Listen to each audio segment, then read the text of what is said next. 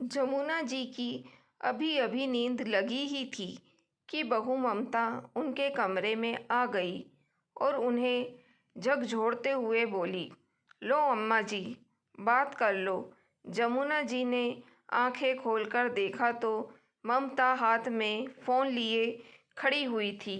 उसे इस तरह देखकर जमुना जी ने पूछा, किसका फ़ोन है बहू, और किसका होगा? आपकी लाडली बेटी का है। जब देखो बस फ़ोन खुड़का देती है। ये भी नहीं देखती कि सामने वाला आदमी कोई ज़रूरी काम कर रहा होगा या कोई आराम कर रहा होगा। बिल्कुल भी नहीं सोचती कि किसी के आराम में ही खलल पड़ रहा होगा। जमुना जी के छोटे से सवाल पर ममता ने पूरा लेक्चर दे दिया। बहू, वो मेरी बेटी है, उसका भी तो दिल मेरे लिए दुखता ही होगा ना।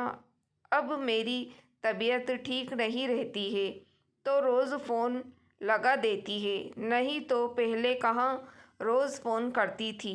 हाँ, हम तो आपको बड़ा दुख में रखते हैं जो आपका दिल आपके लिए दुखता है, चिड़चिड़ाती हुई ममता ने कहा, और आखिर फ़ोन उन्हें पकड़ाकर वहाँ पास में खड़ी हो गई।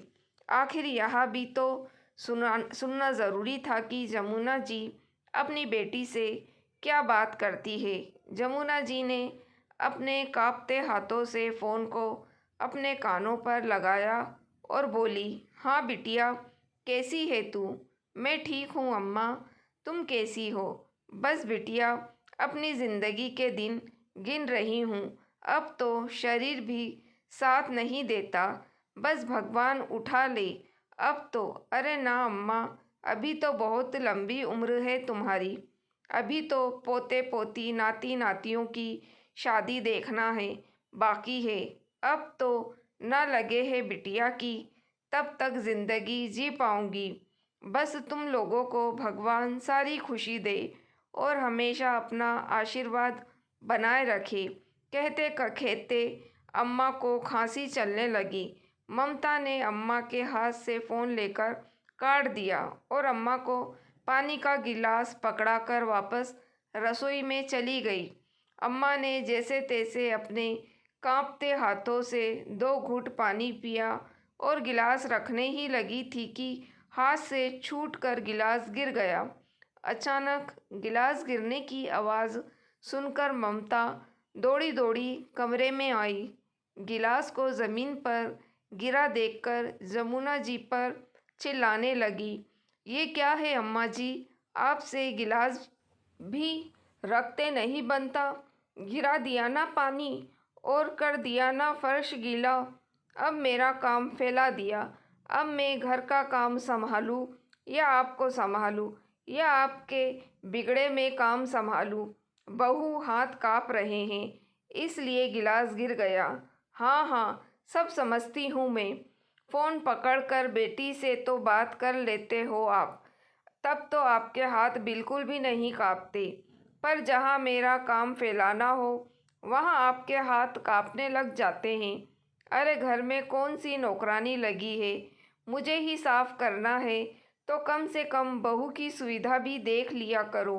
बहू भी जीव होता है। बड़ा बड़बड़ाती हुई ममता बाहर गई और एक कपड़ा लाकर कमरे में आई और फर्श पर पोछा लगाने लगी। पोछा लगाकर खड़ी हुई और जमुना जी की तरफ देखकर बोली, अब सो जाइए आप।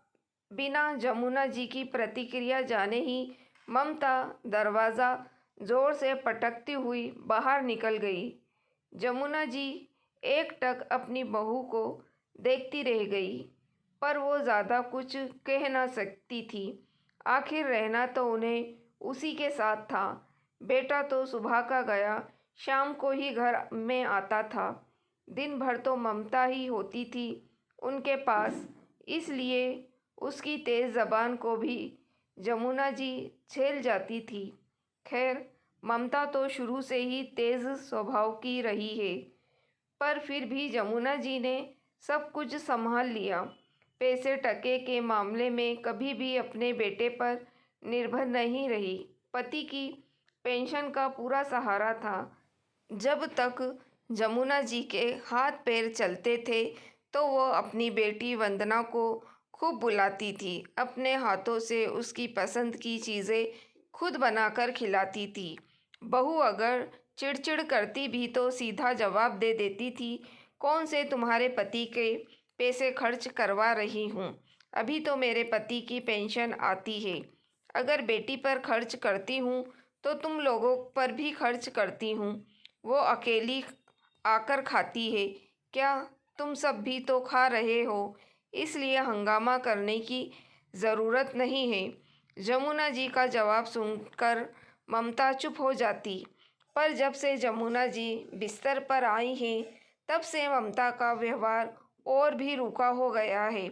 अब तो फिर भी जमुना जी लाठी के सहारे उठकर अपने नित्य क्रम को कर लेती हैं, नहीं तो जब वो बिस्तर पर अपने कामों के लिए दूसरों पर मोहताज हो चुकी थी, उस समय बेटी वंदना ने ही उसकी सेवा की थी। तब तो ममता आसपास भी नहीं फटकती थी। उन 10 दिनों में वंदना ने इस घर में रहकर जमुना जी का खूब सेवा की थी, लेकिन जैसे ही जमुना जी धीरे धीरे लाठी के सहारे खड़ी होने लगी और अपने नित्य क्रम अपने आप ही करने लगी, उसके बाद से ही ममता ने अपना व्यवहार वंदना के प्रति और रूखा कर लिया। आए दिन किसी न किसी बात पर वंदना से बहस करने लगी थी, छोटी सी बात का बतंगड़ बना देती थी। अब तो जमुना जी को भी ममता की नज़रें बड़ी अजीब सी लगती थी। पता नहीं क्यों वो सुबह और रात को सोते समय जमुना जी के पास ज़रूर आती थी और उनके गहनों पर सबसे पहले नज़र मारती थी, जबकि जमुना जी ने सिर्फ कानों के सोने के झुमके और पैरों में चांदी की पायल के अलावा कोई गहना नहीं पहन रखे थे। हाथों में से लाख की चूड़ियाँ ही थी। उस दिन करवा चौथ था। वंदना अपने मायके में ही मौजूद थी। वंदना अम्मा की तबीयत का सुनकर जल्दबाजी में आई थी तो ढंग के कपड़े भी नहीं लाई थी, तो अम्मा के कहने पर उनकी अलमारी में से उनकी भारी सी साड़ी निकालकर उसने पहन ली। वो साड़ी जमुना जी के लिए ममता के मायके से आई थी। ये देखकर ममता गुस्से से आग बबूला हो गई और वंदना पर चिल्लाने लगी, किससे पूछकर तुमने अम्मा जी की अलमारी खोली? सब जानती हूँ मैं कि इस घर में क्यों रुकी हुई हो। अरे अम्मा की सेवा तो बहाना है, सब कुछ हड़प कर ले जाना चाहती हो अपने साथ, और पता नहीं क्या क्या निकाला होगा अलमारी में से। उसकी बात सुनकर वंदना की आंखों से आंसू आ गए और वो बोली, भाभी अम्मा ने कहा था इसलिए पहन ली।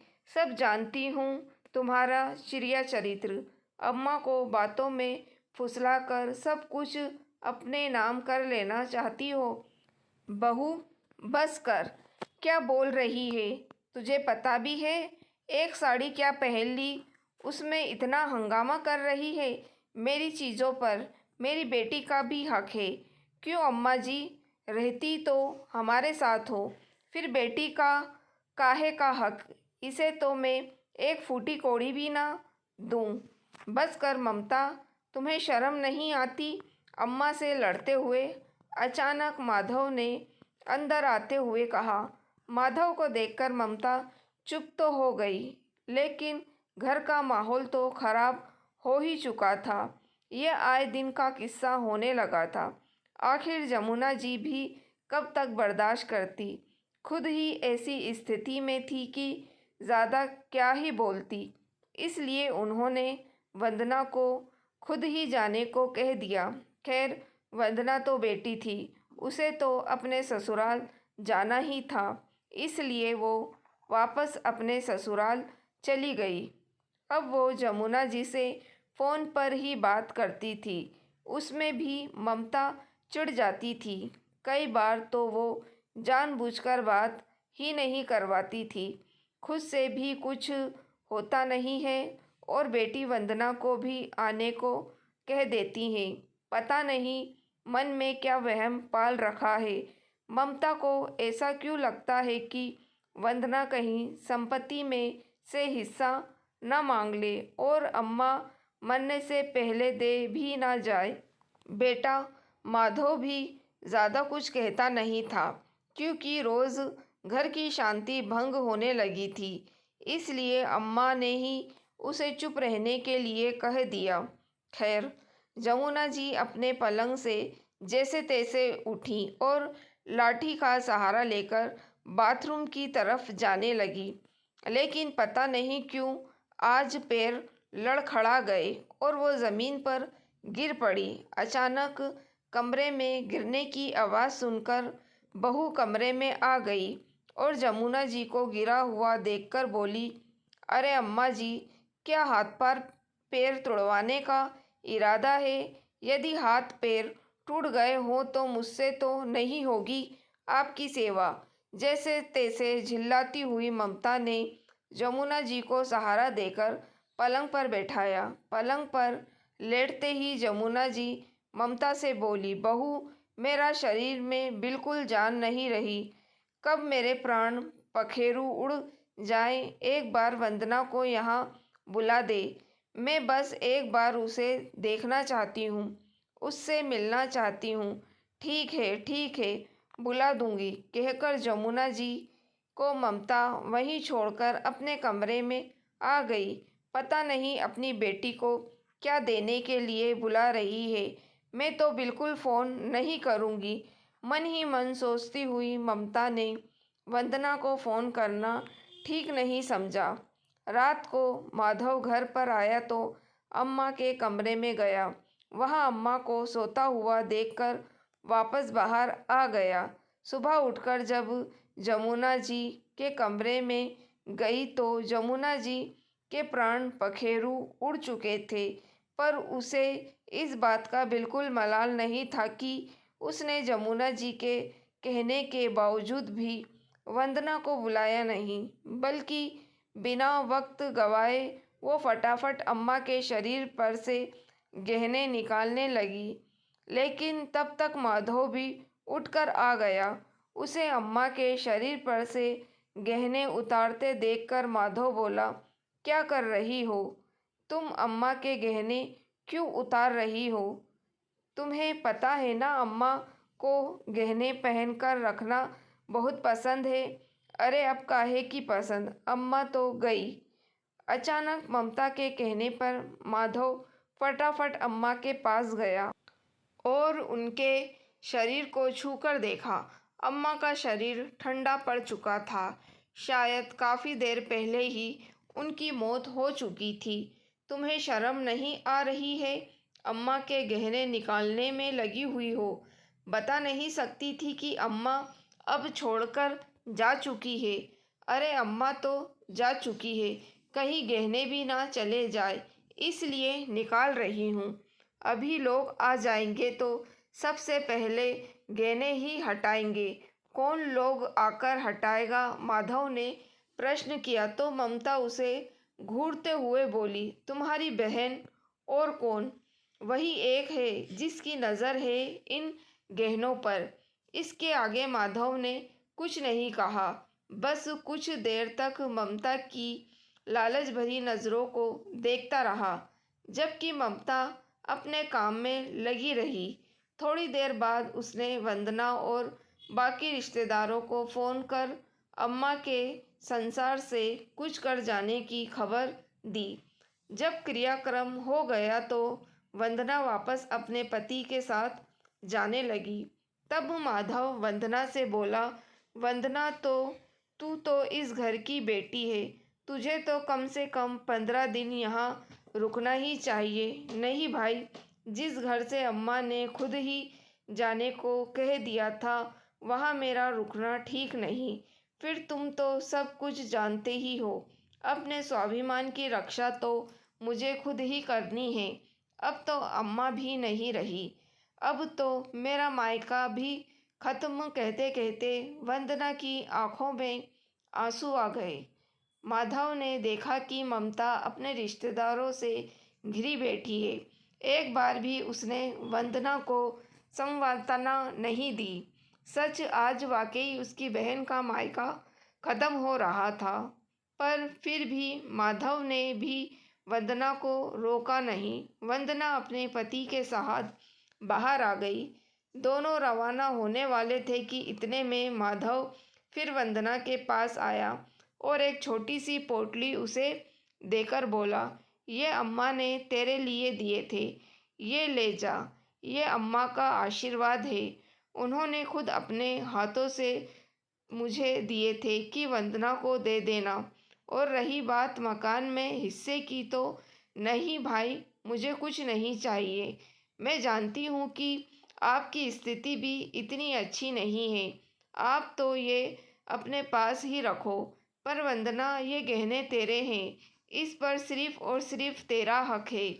इससे पहले कि तेरी भाभी के साथ रहकर मेरी भी नीयत खराब हो जाए, तू इन्हें ले जा। और रही बात मायके की, तो ज़रूरी नहीं कि तू यहाँ आए। मैं तेरे पास आ जाऊँगा। तेरे स्वाभिमान को ख़त्म नहीं होने दूँगा। मायके का आंगन ना सही, भाई का दामन तो है। अपने भाई माधव की बात सुनकर वंदना उसके गले लग कर फूट फूट कर रोई। कुछ देर बाद जब मन हल्का हुआ, तब माधव से विदा लेकर वंदना वहाँ से रवाना हो गई। वो दिन था और आज का दिन है।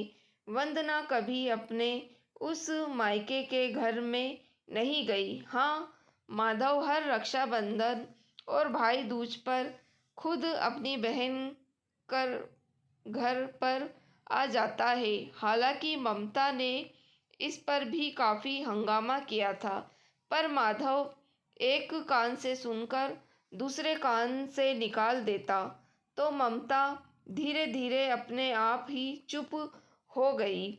और रही बात गहनों की, तो ममता उन गहनों के लिए अपना सिर पटकती रह गई। जब माधव ने उसे यह बताया कि अम्मा ने मकान बेटे के नाम तो गहने बेटी के नाम किए हैं, और गहने उसने खुद वंदना को दे दिए हैं, तो दोस्तों, आपको कहानी कैसी लगी, लाइक और कमेंट करके ज़रूर बताइएगा। और मेरी वीडियो को शेयर करना ना भूलिएगा। मेरे चैनल वॉइस ऑफ नीलोफर को सब्सक्राइब भी ज़रूर कीजिएगा। Thank you for watching.